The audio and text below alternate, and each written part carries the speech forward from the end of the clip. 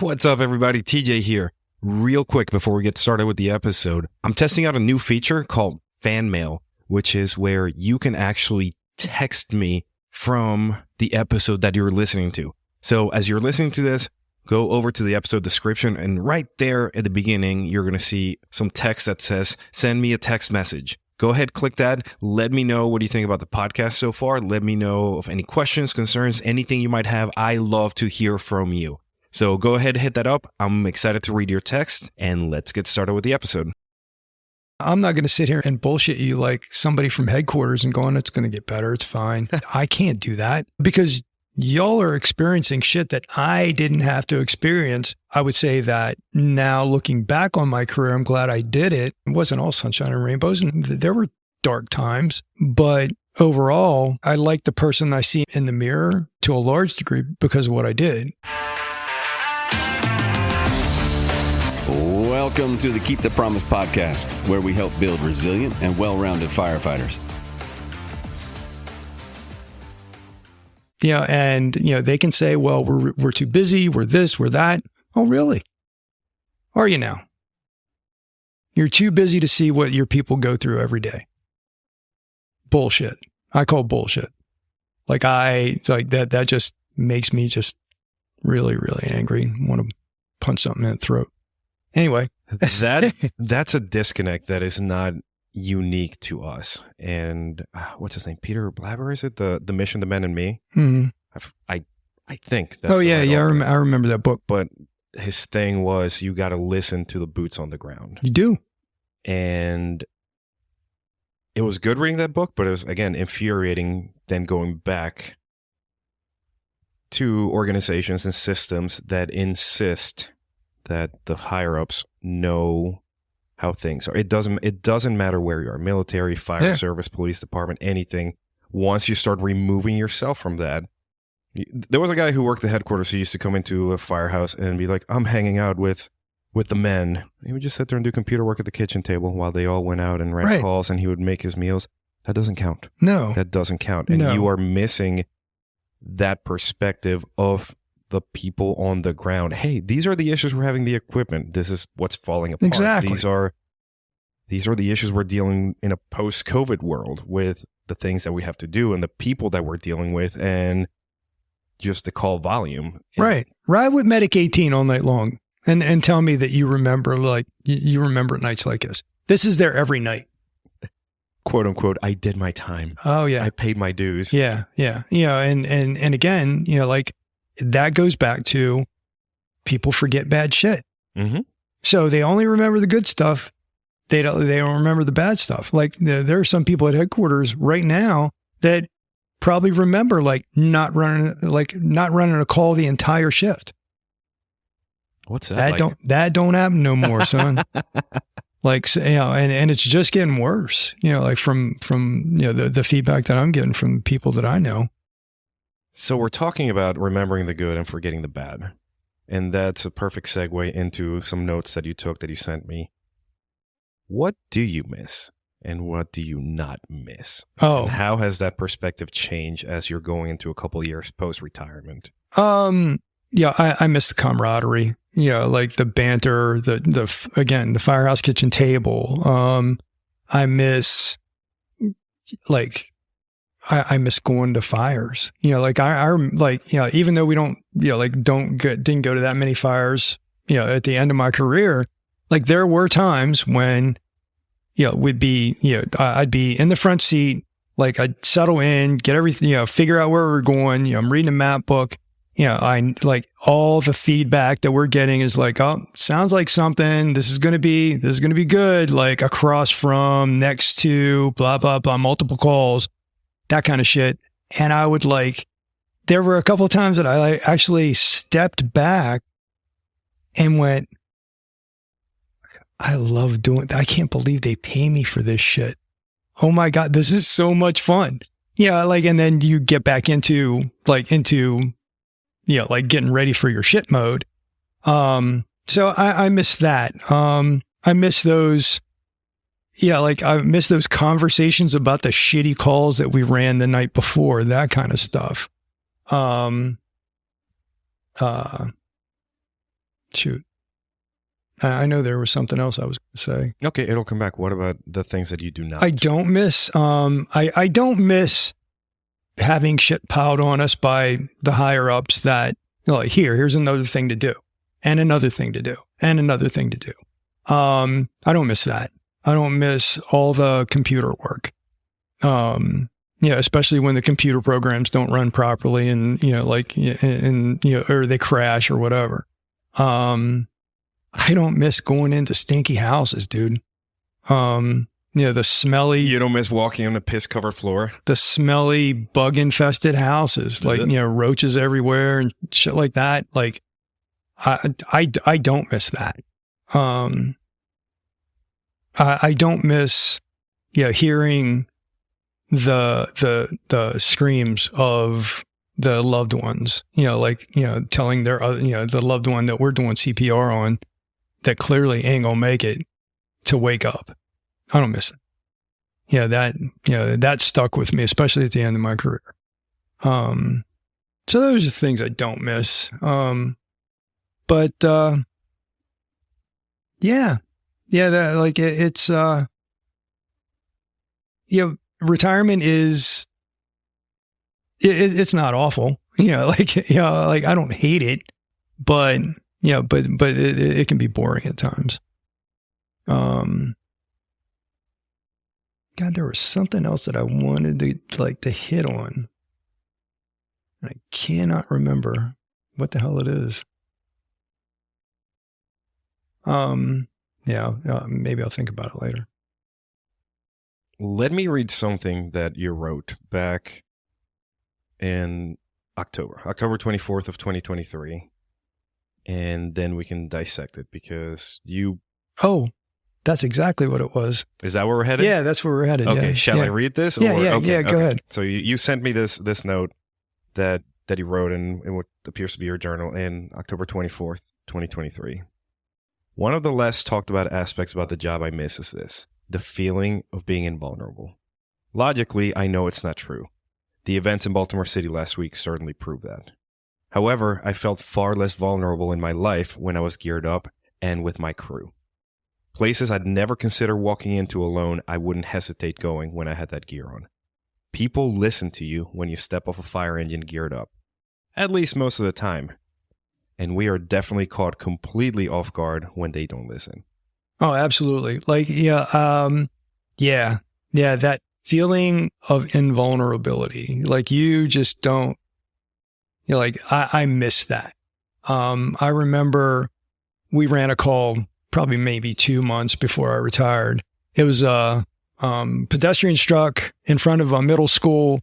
Girl had a broken femur, right? So we're like, you know, we're putting the hair traction splint on her. We're, you know, getting our shit together. And of course, it's the end of school. So everybody's gathering around and getting closer. And I remember at one point just yelling at everybody, like, everybody needs to just back up, get on the sidewalk right now. I'm telling you, everybody. And they did. And I remember thinking, like, literally almost like 2 seconds later, I'm like, you know what? Like, a couple months from now, if I do that, people are going to beat my ass. Right. Yeah. Like, who's this lunatic yelling? They are not going to listen to me. But simply because you were there, you were part of, you know, the engine crew, you had gear on, you came off a fire engine, you had a radio on your, you know, hip, like, they listened to you. And, you know, that's some pretty powerful stuff there. Like, you don't realize at the time how, you know, like, how heady that is and how addictive it is to be like, feel like I can walk in really shitty neighborhoods right now and nobody's going to fuck with me. They're just not, you know, because you have basically you have a crew of like 2 or 3 other people around you that are all wearing gear. And yeah, like, I remember being in a bad neighborhood.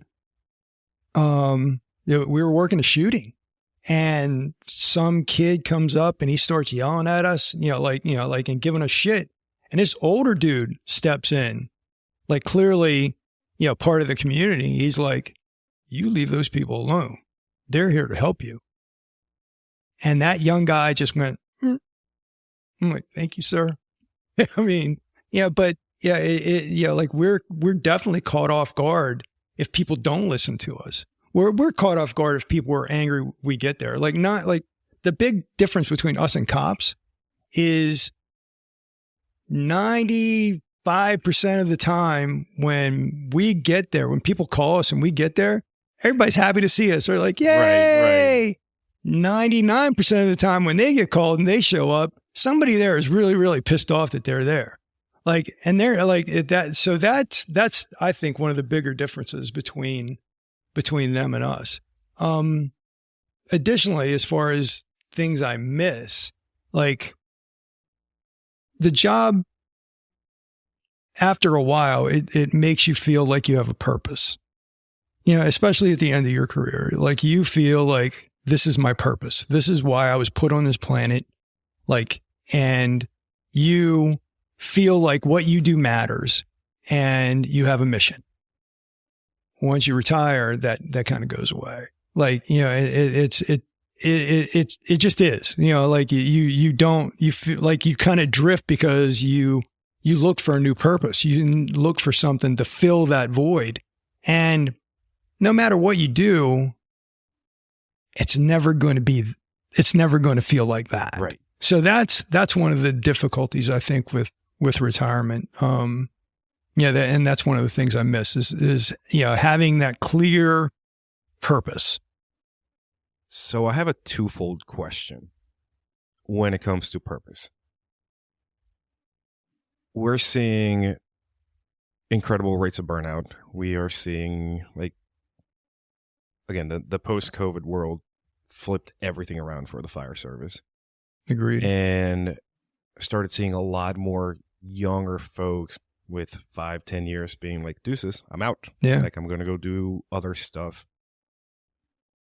For those who are still in, who may not be close to retirement age, what sort of advice would you give in terms of regaining that purpose? How to look at me now, like, pretend I am that person saying, I'm fucking done.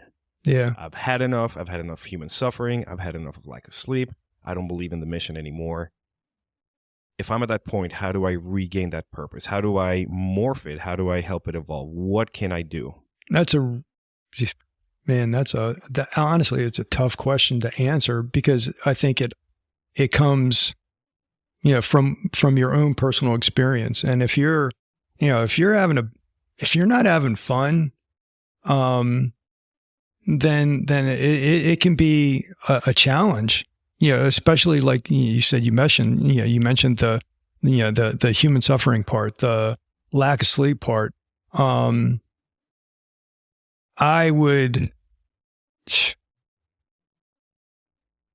not going to sit here and bullshit you like somebody from headquarters and going, it's going to get better. It's fine. I can't do that. Like, because y'all are experiencing shit that I didn't have to experience until the end of my career. And by the end of my career, I'm a fire captain on a fire engine. I'm not riding a medic unit every fucking night. So I can't sit here and go, oh, it's going to get better. Everything's going to be fine. I would say that now, looking back on my career, I'm glad I did it, and there were, again, it wasn't all sunshine and rainbows, and there were dark times. But overall, I like the person I see in the mirror, because, to a large degree, because of what I did. And even though I don't do it now, as far as giving myself purpose and stuff like that, like, I'm part of the peer support team now. That helps fill a little bit of that void. I'm volunteering, at the local volunteer fire company, which, also helps that niche. But I would submit to you that it's still worth it, and you're going to look back at your life and your career and go, okay, yeah, that was, I would also say that maybe moving up in the food chain is helpful, because you can touch more people that way. And so consider that as an option, and you don't ride the medic unit as much as you did, when you do. That so dreaded medic unit. It will crush your soul. And I know that. I know very few. I think I know one dude that there are probably more than one, but only a few people that I know that rode the medic unit from the time they got in to the time they got out. And that didn't hate their life at the end. This guy still liked the job, the one I'm thinking of. We need to distill his essence and inject it into everybody. Yeah, good luck with that. But that's a really tough thing, and I'm not sure there is a comprehensive answer for it. And you kind of touched on my second half of the question, which was the purpose post-retirement. Because selfishly, I'm talking to you. I talked to my buddy Jim from Ohio, who's been retired for a while. I'm on that downhill slope. Should I continue aiming at only 20? And I want to get ahead of the curve and start thinking, what next? Not to mention the fact that I've talked to a couple folks recently who were like, hey, soon enough, I'm going to be a former firefighter. And that kind of gets the gears turning. And you mentioned peer support team. Tell me a little bit about peer support, because I have a very disgruntled view when it comes to CISM and a bit about peer support. But can you walk us a little bit through? Well, CISM and peer support are two different things. Thank you. That's where I wanted to go. Completely two different things. CISM, is basically it's for a very specific thing. It's for that specific shitty incident that, is so traumatic that it's going to fuck you up right away. And you need a CISM team to come in, and do that whole debriefing thing and all that other stuff. That's a whole nother niche. Peer support is that overall mental health. Hey man, I'm having a tough time here with, just I'm not eating right. I'm not sleeping right. Or, you work with somebody, you notice that there's a change in their demeanor, that kind of thing. Hey man, are you okay? I know this guy's on the peer support team. If you want to talk to him, that's cool. We're very much, if you want to talk to me, that's fine. If you don't want to talk to me, that's fine. But here are some resources that are available if you want to talk to somebody, anybody. Now that said, there are a couple things that are very, very necessary. One is confidentiality. That is such a huge thing. And you have to have, if you're on a peer support team, you have to have the integrity to be able to not discuss anything that anybody has shared with you in confidentiality outside of, I think this person's going to hurt themselves. If I think that you come to me and you go, I was looking at my Glock the other day, lovingly, I'm be like, all right, well, now we can't be confidential. Right. Because you're thinking about hurting yourself, hurting somebody else. All bets are off the table and we need to get you some fucking help. And we're going to do that. Outside of that, everything has to be confidential. And if you don't have confidentiality on your peer support team, then you're fucked. That's why I think, the people that are on the team have to have a high degree of integrity that, they're going to do what they say they're going to do, and not only they're going to talk that talk, but they're going to walk that walk, which is crucial to being on the peer support team. Now I will say one of the things that I did about a year before I retired is, started talking to a counselor. I think that's huge because we don't prepare people for retirement, and it's a big change, and we need to do better. But I'm a big proponent of counseling. The great thing about counselors is they don't have a nickel in, like, they don't have any ulterior motive. Like, they're not trying to get in your pants. They're not trying to, get your money. They just want to help you. So if you're sitting there bullshitting with them, and bullshitting them, they're going to be like, I call bullshit. What's really going on? And that's one of the great things about counseling. So yeah, I'm a firm believer in that.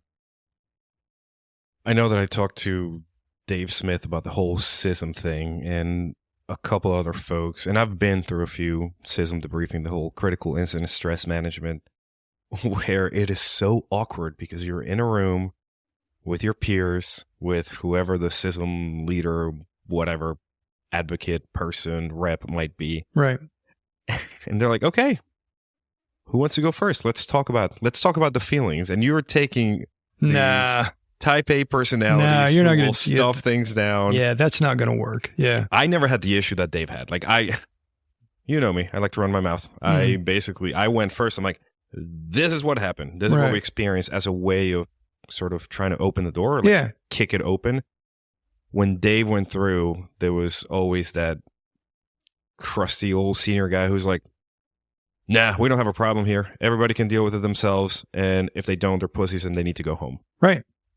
And that completely negates any sort of help that you might be getting your people. Right. That's why I don't believe in the whole SISM thing. It's that approach needs to be tweaked. Yeah, it probably does. Like I'm not a SISM guy. I have minimal training on it. Like, I know what it is, and that's I love seeing departments and organizations start going to the peer model, because it's easier for you to come to me as a peer and say, hey bro, what's up? Talk to me. And if not, I'm just going to sit here, shoot the shit with you, but I'm going to be paying attention to you. I'm a big believer in this, in the peer support thing. Yeah. When I went through Howard County's academy class, Dr. Jeff Mitchell taught our SISM, portion. Right. The inventor of SISM. That was kind of badass. Not that there's any sort of conflict of interest there either. Yeah, none. Hey friends, I want to take a quick moment to ask you to support the show by leaving a rating and a review on your favorite platform. Your support means the world to us, and it helps spread the message to even more people. We've gotten thousands and thousands of listeners, and those high ratings help our show become more discoverable, allowing us to reach even more listeners and make an even greater impact. So, if you've enjoyed what you heard so far, please take a moment to leave a rating and a review. It only takes a few seconds, and it makes a huge difference. Thank you so much, and now let's get back to the show. And going back to the counselor thing, again, refreshing to see fire service in this day and age where that is talked about and advocated for and made to be okay. I started seeing, I'm going on 10 years, seeing this one therapist, which I found out recently that apparently it's highly unheard of to have just one therapist, monogamous when it comes to that patient / provider relationship. Right. And when I first started, I paid in cash. I used a different email. Right. I was so ashamed thinking that when it would come out, people were going to say that I was unworthy of being on the job, that I was broken, that I just didn't belong there. And in that short amount of time, having some of these old badass senior firefighters be like, oh yeah, I got to go talk to my my therapist. It's like, okay, that's refreshing. Well, we're doing way better than we used to do. Like when I first came in, it was the suck it up buttercup era. And since then, I think we're doing a lot better at communicating to the newer members, it's okay. It's okay to get help. It's okay to, seek out help. Like when I started going to counseling years ago, it was because it was marriage counseling first. And then I realized that, okay, this has value for me personally as well. So So yeah, like, I have gone on and off, over the years, and I think it has value. I heard recently one of the podcasts that I listened to, one of my big idols talks about how he doesn't believe in therapy because you are basically just rehashing the problem and not just moving past it. And I try to look at therapy in that sort of lens, and that there are things that we can just sit down and put our thoughts and feelings onto paper or in our minds and be like, okay, this is what's happening. These are the factors bearing on the problem. This is how I need to move forward, and I'm going to move forward. Many a times, at least for me, it's important to have somebody whom I trust with that professional education and experience to be like, hey, you are on the right path. It's almost that mentorship. Yeah, you get that validation. Exactly. Yeah. Exactly. Absolutely. It's that validation. Yep. So we're talking about mental health. Are you ready to go deep and dark? Sure. I opened up questions to the Instagram broadcast channel actually this morning. Like, hey, I'm sitting down with Dave. We were on a couple episodes before. What sort of things should we talk about? And this young man, I don't even think he's in his 30s, who has had a cancer diagnosis already. Shameful that we're at that point within our fire service. Something he wants to talk about is handling your mental health after that diagnosis. I haven't been there. I can only imagine that it's like watching your entire world just collapse. Yeah. Yeah. There is, like, I was in my last year of being on the job when I got diagnosed. There is no kick in the nuts quite like a doctor sitting across from you saying you have cancer. And this is what we need to do to treat it. And it's going to suck. And when doctors usually sugarcoat everything. So when a doctor sits across from you and says, this is going to suck, you need to believe him because he is not bullshitting. At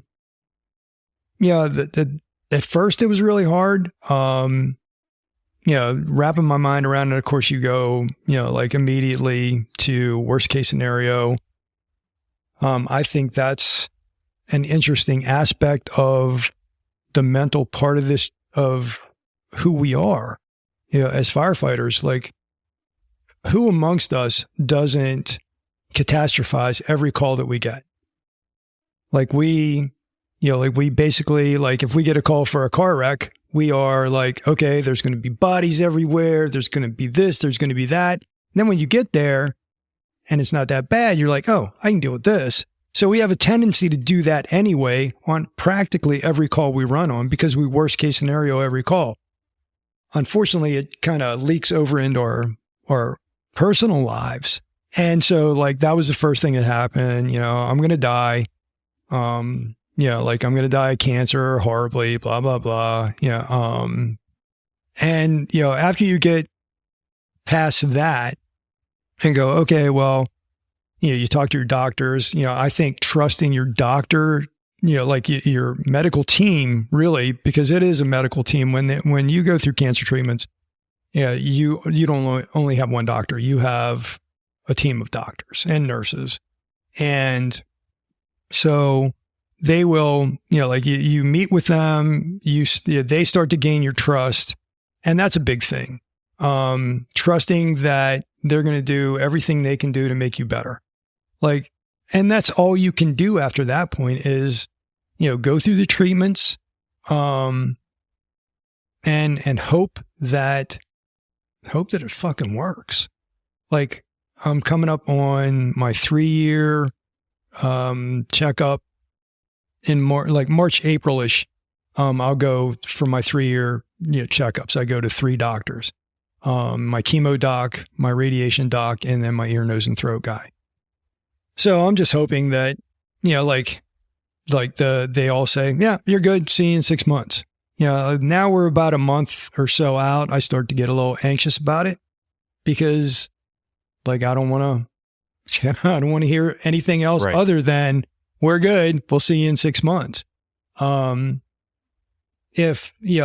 I think when you do go through it,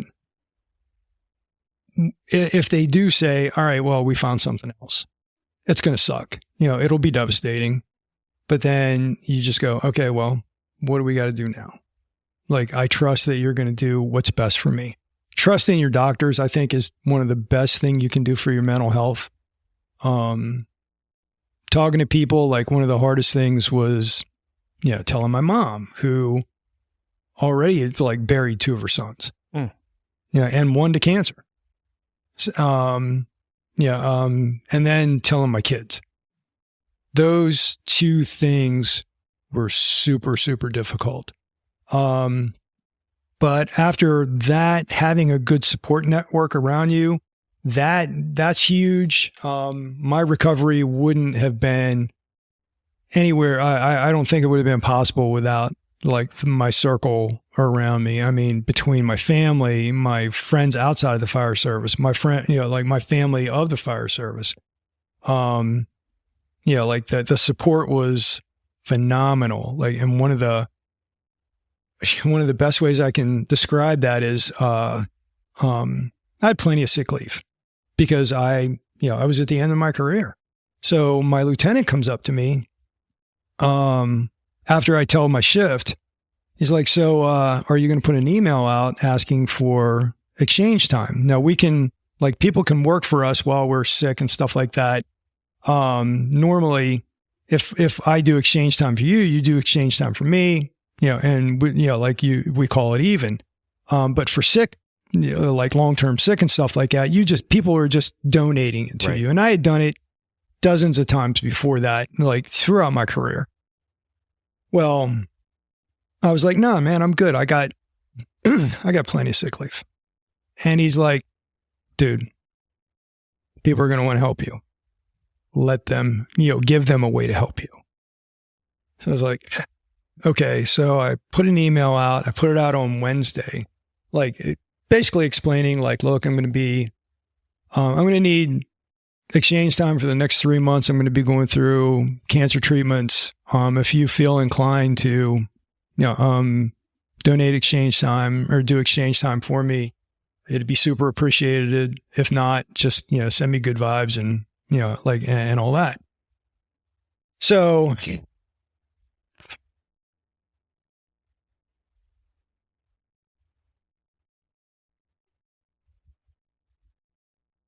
on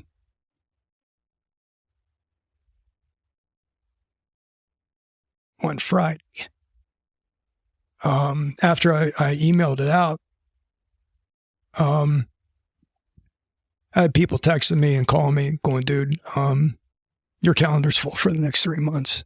How else can I help you?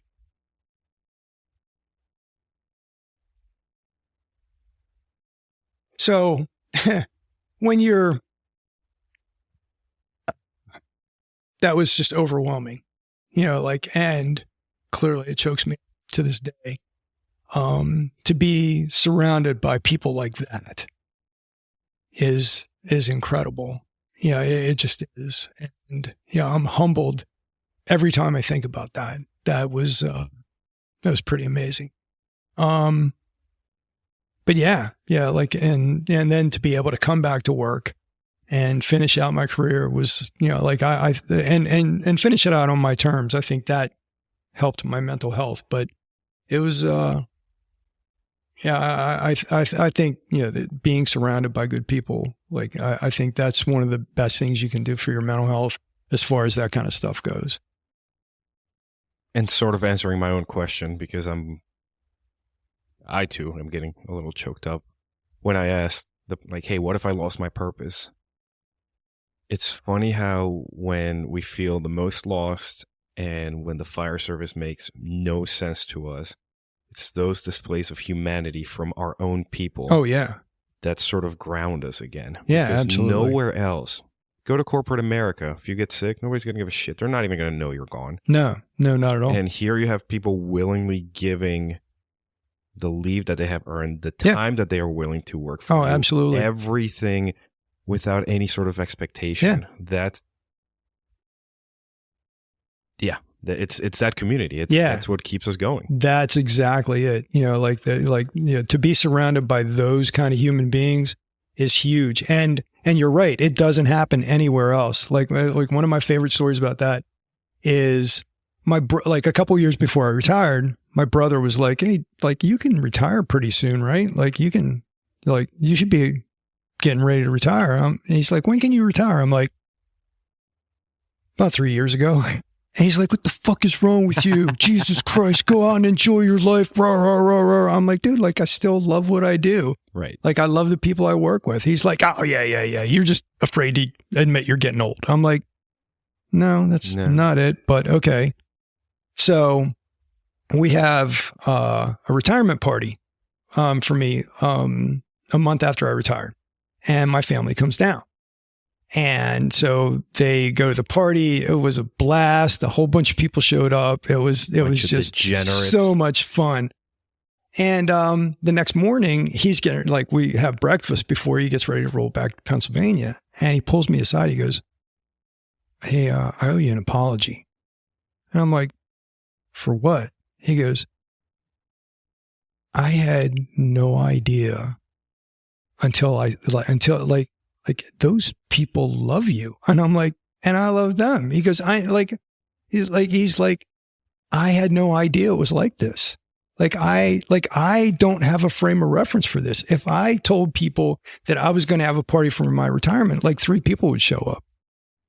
And he's like, "There's this room full of people and they all love each other. And he goes, "They are truly your family." And I'm like, "Yeah, I told you." He goes, "I know, I heard the words, but until I was sitting in the middle of it, I didn't understand it." And that was one of my favorite moments, that I was able to share that with my brother, who had no idea. He just couldn't even comprehend why I would want to hang out for another couple of years. It's so interesting when we talk to what I call normies. Yeah. The normal people trying to explain and failing to explain what this second family is. Oh, yeah. I spent the weekend in Richmond with some friends from college and high school, and every now and then I would contribute a story of something that we had done at the firehouse. And it was mostly these puzzled looks of you guys did what? B, you guys are employed and employable. And C, how do you know so much about your shift mates? How do you know? How? It really shows that level of connection and understanding and kinship that we have just by wearing the same uniform and doing the same hard shit together. Absolutely. Well, there's absolutely something to be said for shared discomfort. That's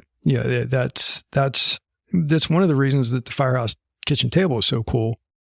And it's also one of the things that you notice when you retire, that you become a guest at that table. You're no longer part of that table.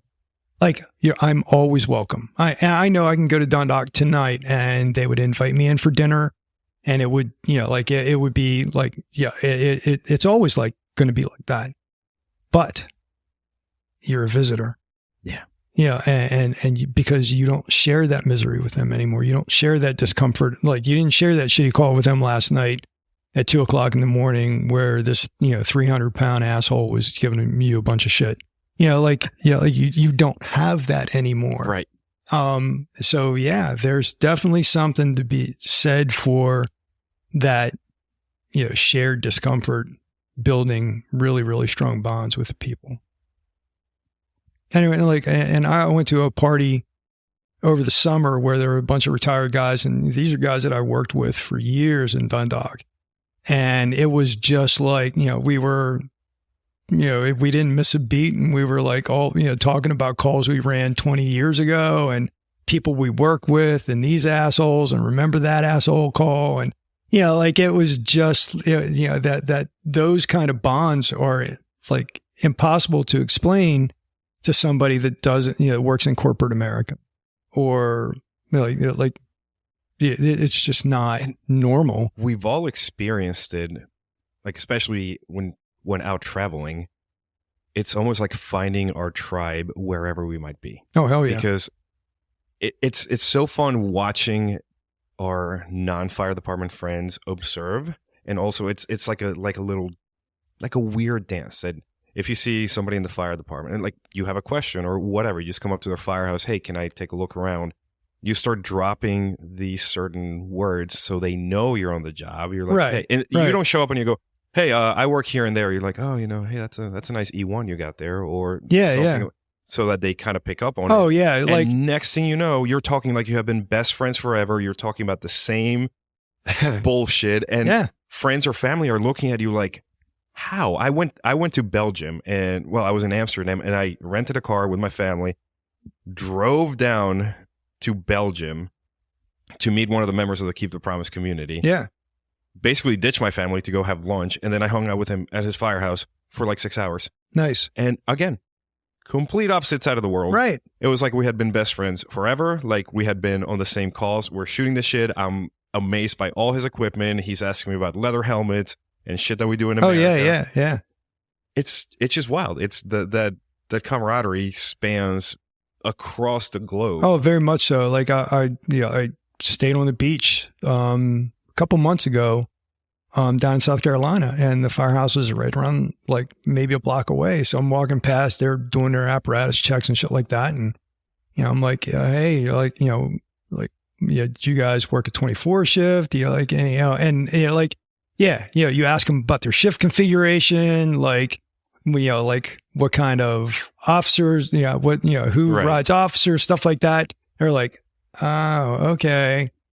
And they're like, like we're, were you on the job? And I'm like, yeah, and you give them a brief history, and they're like, yeah, come on in, grab some coffee, we'll bullshit, and you find yourself there for like 2 hours and, talking about the same the same stuff, that they're dealing with the same things that we are.